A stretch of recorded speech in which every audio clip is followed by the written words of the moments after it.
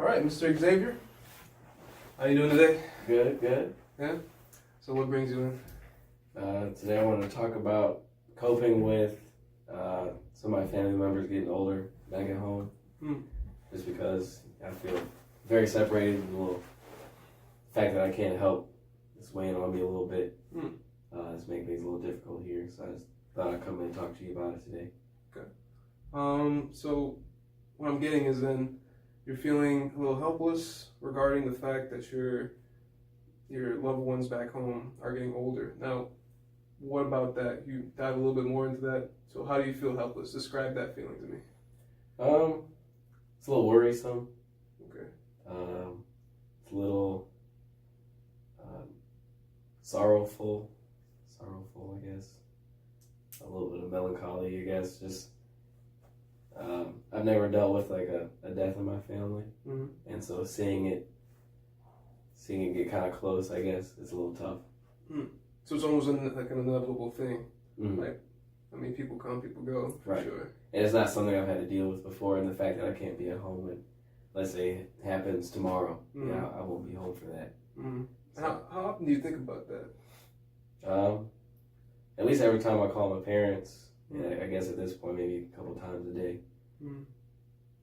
And I guess does that change how you interact with your parents now? Is this a relatively new thing, or I mean? It's not. I mean, I've always known that they're getting older. Yeah. But now I see that it's a much larger issue than it was before. So I think that it kind of, I won't say it alters how I talk to my parents, but it now becomes like the front thing on my mind. It now becomes a topic of discussion instead of just saying how my parents are doing. It's now how my grandparents are doing. Right. So. Okay. I mean, in a way, does that make you, I guess, appreciate them a little bit more, knowing that their time on Earth, and all of our time are limited at all? I think it does force me to reflect a little bit more. It definitely forced me to think back to some of my memories from when I was home, which then kind of makes me a little homesick again, just because, I'm here and 700 miles away from home. It's a little difficult sometimes, which you might relate to. 100%. Yeah, man. So, I mean, how do you interact with your parents now? Typically, we just talk about each other's days, how each other's weeks are going, how things are going on back home, what's happening here. But now, since my grandfather's getting a little older, it's now they're spending a lot more time over there trying to help out their situation, and so now that becomes pretty much forefront of discussion. So even like the conversations with my parents aren't even the same as they used to be. So it's kind of like a constant reminder every time I call them. So this is really impacting the way that you speak to your parents. I mean, can you tell me more about how it used to be? How were things before? My dad, he likes to joke, have fun. They like to tease each other a lot. So it's a really fun dynamic. And I always put a smile on my face every time I call him. It gives me laughter and just reminds me of home and happiness and stuff. That's good. And your mom? My mom is, I love her to death, man. She's super cheerful, and she's the reason why I'm here. But yeah, it's just now she's worried about my dad coping with his dad. So it's like a little domino effect. So it's like a worrying chain. Like you're worried about them, they're worried about their parents. Yes. And so on and so forth. So it's just like a continuous wave of worry. Yes. So I'm getting from that. Okay. And so, I mean, God forbid, we both know it's inevitable. What do you think it will be your reaction? I mean, if you right now could just close your eyes and kind of envision what, and it might be a little sad, stop if it is a little bit too emotional, but I want you to kind of think how you would react in that situation. Like if I get a phone call and saying that, like, just think about a scenario. I mean, I would hope that I would be, strong about it, because in the end of the day, like you said, it is inevitable. Yeah. But because I've never dealt with it, I'm unfamiliar with how I'm going to take it. So I would hope I'd be strong, be there for my parents. But if there's a chance I need to take emergency leave or something like that, then I think that's when things are going to get a little difficult, just because now it's, you gotta kind of have to drop everything, which is another reason why I want to be strong for my parents, just because I know that's going to be rough for them. So I want to be the strong figure here, hopefully. And what does being strong mean to you? What does that look like? Really, like, I guess it's a good question, actually. It's gonna entail me to, not saying crying isn't strong, but I would like to, not show tears, show I can be there for others, especially my grandmother, both of my parents. Have words of encouragement, remind them that, things are going to get better. This is a part of life, and things happen for a reason. Just be that figure there to kind of, I won't say hold everything down, but remind everyone that everything's going to be okay. So let me ask you, since with that being said, being that strong figure, and that's what it means to be strong, the worrying that you're currently having, do you think that may in some way conflict with one another? Your image of being strong, yet you're worrying constantly about this. Do you kind of see maybe? Do you think those two can coexist, or do you think that? Tell me what you think. The thing is, I don't think they can coexist, or if they do, then I feel like I won't be able to cope with the worries, or I might not be coping with the death in the family, or the illness, or whatever happens, because if you put on this front like everything's fine, but it's not, but now I'm not getting help when I'm trying to help everyone else. But sometimes you need to focus on yourself. So I think that's a good question. That's probably another thing to be worried about is. I wasn't trying to give you something. I'm here to try and help you not worry, not give you something else to worry about. But no, but I think if I talk to them, make sure I open up about it as well. Yeah, I guess I would just mean that I would need to show that it's okay to open up. For sure. It's okay to talk about it more and to cope with the death in the family. It's okay to express your feelings. And I guess that's another way of being strong. Yeah, for sure. It's another way. Even going back to what you said earlier about how, you're not going to cry. You're just going to be that rock, right? Like, that may or may not happen. Like you said, so you trying to be that figure of strength, right? Not crying and all that type of stuff. Even though perhaps deep down inside, I don't know how much your grandparents truly mean to you, and I'd like to explore that a little bit more. Not crying, even though you want to cry, is also kind of that confrontation. You know what I'm saying? Like the whole dichotomy between how you really feel and how you're trying to present yourself. So you think that, in a way, that also kind of contradicts what you're kind of saying in the earlier part? So like, what is it to be strong now? That we talk a little bit more about it. Yeah, I guess the strong would have to focus more on the support side. Okay. Just supporting. You can, I guess sometimes you don't have really much of a choice with whether you cry or not, but showing that it's okay to talk about things, showing that you can still show encouragement and feelings at the same time, I guess. Maybe that's what I should be focused on, not necessarily being this strong figure. Like, I guess sometimes that's a little unrealistic, especially since I don't know how I'm going to handle things. And if I've been through a couple deaths in the family and I already know that I'm probably going to be okay, then I wouldn't be focused on it as much. But because this is something new to me, right? I believe that, now with this new perspective, I guess maybe it's okay to just open up about it. That's awesome. That's great. I mean, it's very impressive that you kind of came to that conclusion and understanding that from that perspective. Now I'm just kind of curious, where does that come from as far as your sense of like strength of being like have you seen your parents necessarily like that's how they present being strong?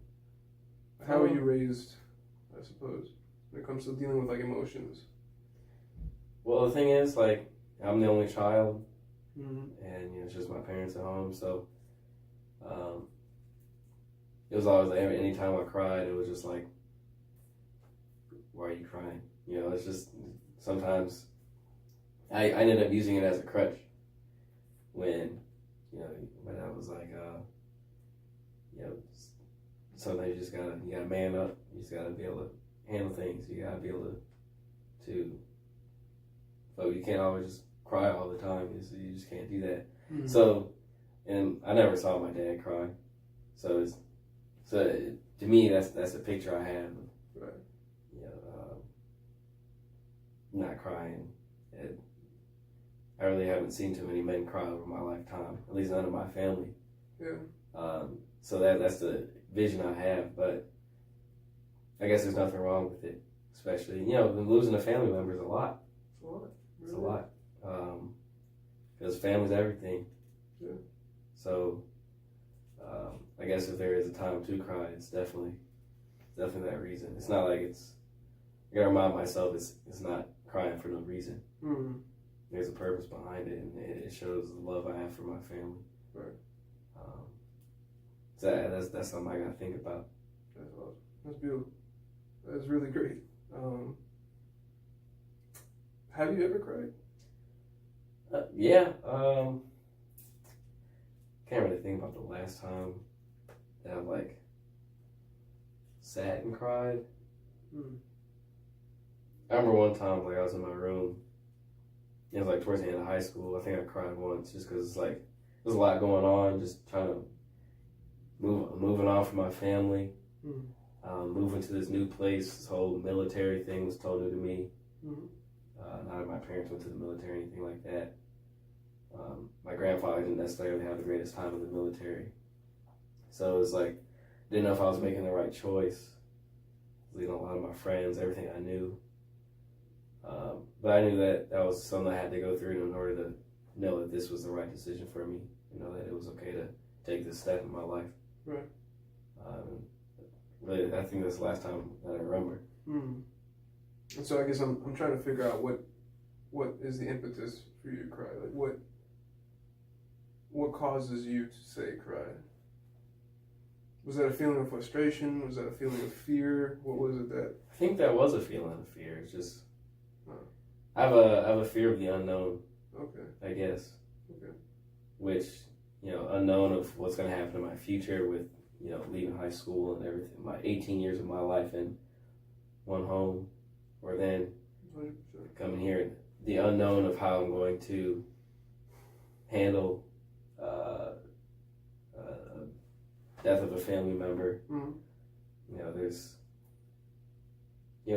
There's I guess a lot can like stem from fear, but like not knowing what's going to happen is pretty scary sometimes. But I guess especially in this profession, I'm gonna have to be able to cope with it because not every day you're gonna always know what happens. There's gonna always be surprises, especially in the army profession. So it's gonna be something I have to get used to. And I think that this experience here is gonna help me grow. I won't say I'm looking forward to it, but I'm looking to take something out of this in the future here. That's great. I guess in your past dealing with ambiguity, and amazing that you came to that conclusion. Did you always know that you're adverse to ambiguous situations, or was that kind of like a recent realization? I guess that was more of a recent realization. I don't really know. And with that being said, would you say you've been successful, even in an ambiguous situation? Like, for instance, coming here, would you say that you're successful? It depends. I used to like set like super high standards for myself, and I may not be the best cadet or the smartest or the most athletic. This place humbles you, man. Yes, and I think that helped me realize what I'm doing and how I define success. Am I giving it my all? Am I trying my best? Am I working to improve myself? In that regards, yes, I do think I am successful. But the thing is, like, sometimes I don't like to say I'm successful just because I feel like sometimes doing that will make you a little bit complacent. Okay. Which I've had to deal with sometimes. Sometimes I just get a little, I won't say lazy, but content. Yeah, a little content. But you want to strive for success. Success is like this big idea I have. Got you. And carry on a stick in front of you. And you yes. Continuously running towards it. Feels like you're not really ever going to catch it, but it's like just one more step type thing. You just keep moving. Right. So even though I may not, be rose-colored material. Sure. Yeah, it's something I'm always trying to work for. Always trying to work for, even though you may never get it. But the fact that you're trying and you're just trying to improve yourself is what matters to me. 100%. But the fact is, you overcame beasts. That was a pretty ambiguous situation. I mean, you overcame Clevier. You didn't know really what to expect. I mean, you're a team leader now. You are in band, so maybe you didn't really know what to expect there. You're about to go through another summer training, which, I mean, I'm not sure what is I have CFT2. CFT2? Squad leader. Weasel. Yeah, that's another unknown. Another unknown. unknown? I don't know how I'm going to handle it. But, I mean, I say these things, I guess, in order to kind of paint the picture that you yourself are a successful person, right? Like, the fact that you're still here, and many of your classmates have fallen, as I heard about the Yup Purge. The Yup Purge, right? Yes. So a lot of them got kicked out. But the fact is you're still here, right? Through all that ambiguity.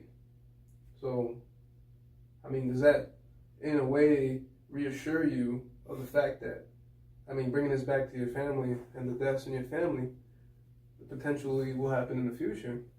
I mean, does that possibly reassure you that even through that, you will still be successful? You will be strong enough to deal with that? Actually, yeah, that's I'm glad that you mentioned that, just because, it's situations like these, it's easy to forget about stuff like that. It's easy to forget about the things that you've accomplished in your past, and the reason why I'm here today. It's easy to forget about that. So yeah, that does help give me more perspective, I guess, on who I am as a person and how I'm going to be successful. Just because if I'm able to conquer all those things in my past, and then it's just going to be another small hurdle in becoming the idea of a successful Xavier that I have. So yeah, I like that you mentioned that. Yeah. So I mean, diving back into a successful Xavier, I mean, where so I guess two questions to you, but I'll ask them in part. One, what does it mean to be a successful Xavier? Successful Xavier is there for others. He works to improve himself. He works to help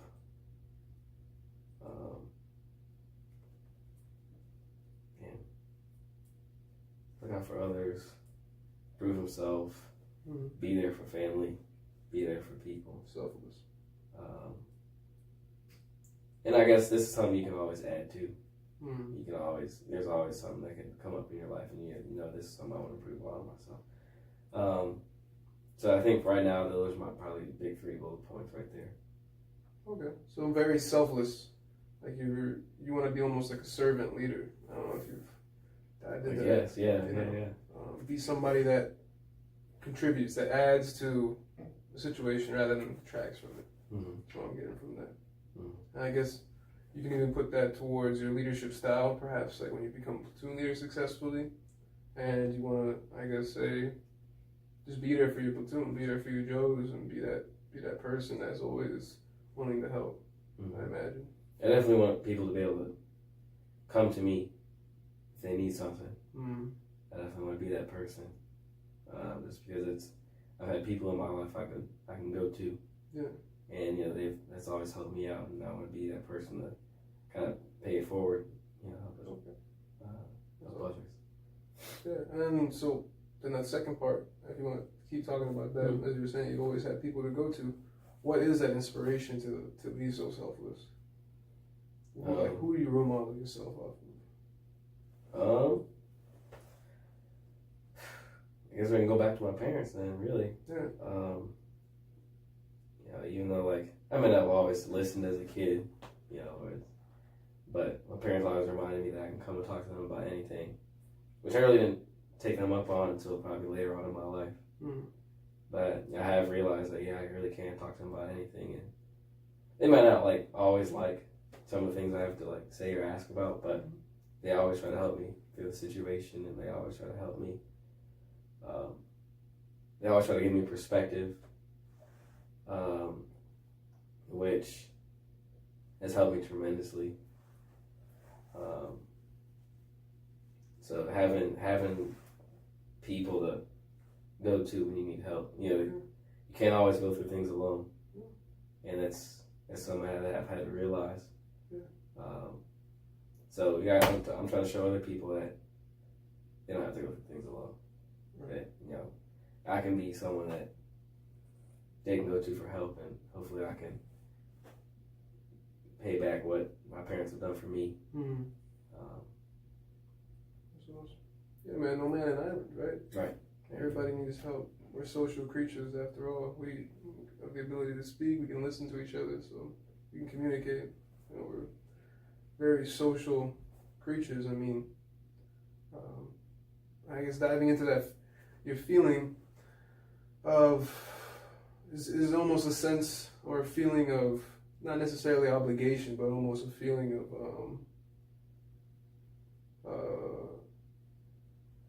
not righteousness either, but what's the word I'm looking for? So when you are out there trying to help people or listen to them, what sort of feelings are you having when someone comes up to you, for instance, your plebe comes up to you and says, "Hey, team leader, I need to talk about this." What would you say is one of the feelings that you exhibit? Happiness, really. Yeah. Happiness, just the fact that someone felt comfortable enough to ask me a question.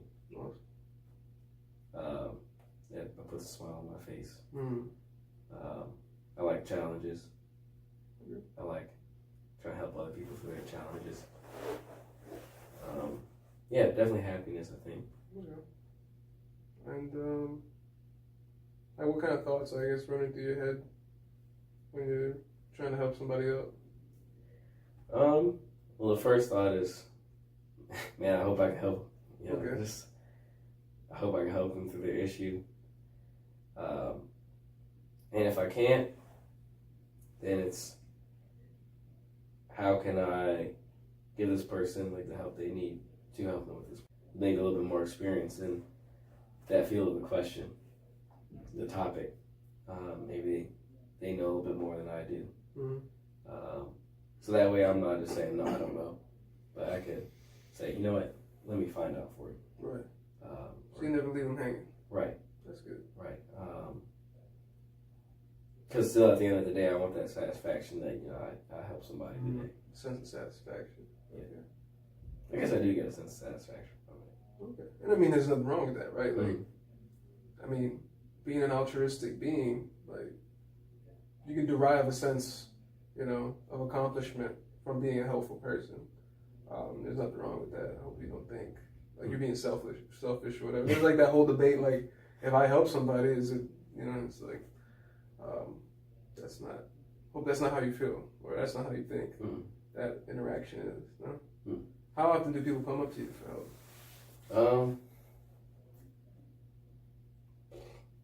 People in the band come to me sometimes. Yeah.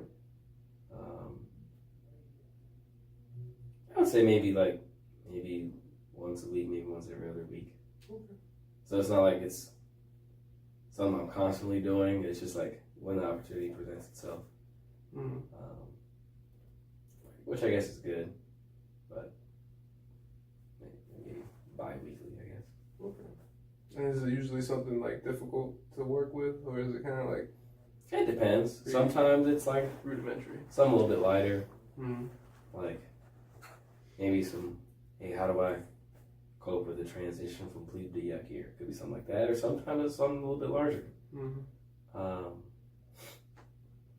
But I haven't had anything like too serious yet.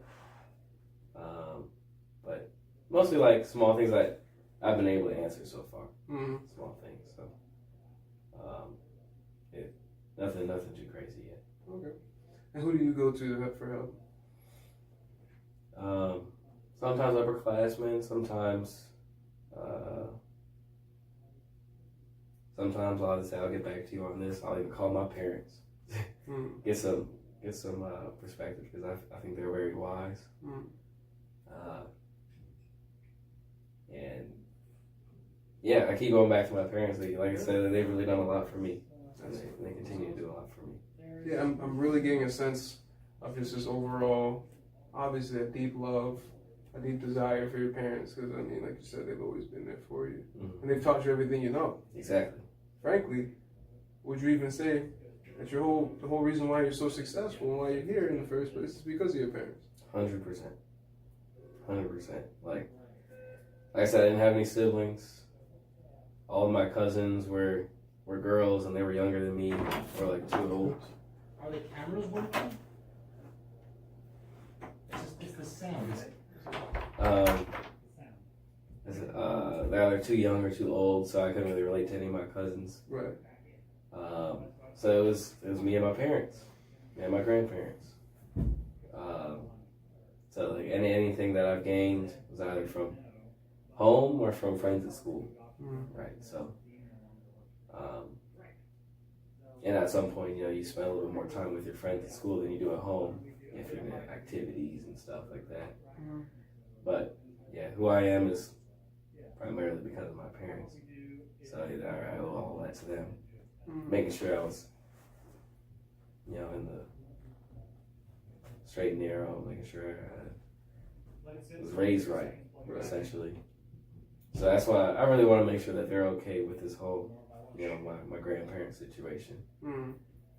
Just because I want to make sure that they're good. Right. They're good, just because I know that they've done a lot for me. Right. I mean, even, besides the whole, not really obligatory love that an offspring should have towards their parents, I mean, you have legitimate reasons why you love your parents so much. Like you said, they've always been there for you. They've taught you everything you know. They are a support structure in your life. And, I mean, they raised you right, like you said. I'm just curious, have you ever spoken to them about this issue, how you feel regarding either their death or your grandparents' death? It's really not something I've wanted to bring up yet, I guess. Cause what's stopping you? I don't know, every Saturday he goes over there and he tries to, he's got to take him to the hospital every Saturday. And he says every time it just gets worse and worse. And it's just, I don't know when's a good time to talk about it. I don't even know if it is my place to talk about it. I guess if they want to, I will. But I never really thought about me bringing it up to them. Why do you think it's not your place? Thing is because he knows, my dad knows his father a lot more than I know my grandfather.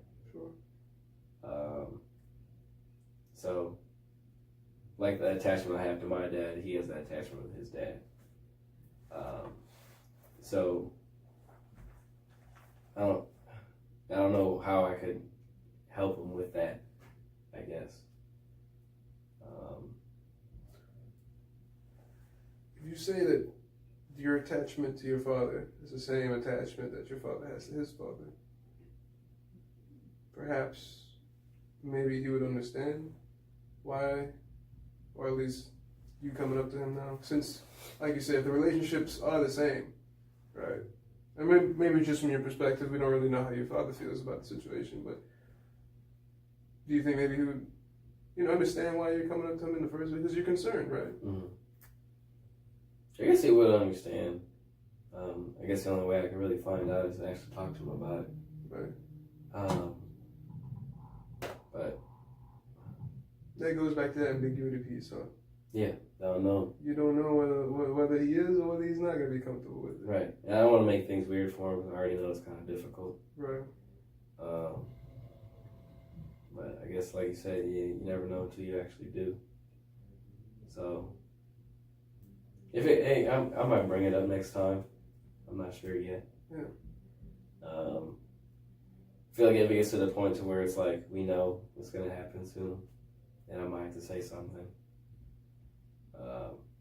Just because it's gonna take a lot of coordination, especially if I have to take leave and come back home or whatever. Yeah. And since I have a pretty booked summer, it's gonna be more stressed out. Even more stressful. Yeah. So. Yeah, I might have to bring it up to him. Yeah. Well, see what happens. I mean, being that you're uncomfortable with ambiguity, moving forward, I hope that maybe you'll never really truly become comfortable with ambiguity, because who really is, right? Like who wants to sit around thinking like, what the heck's gonna happen? Let's do something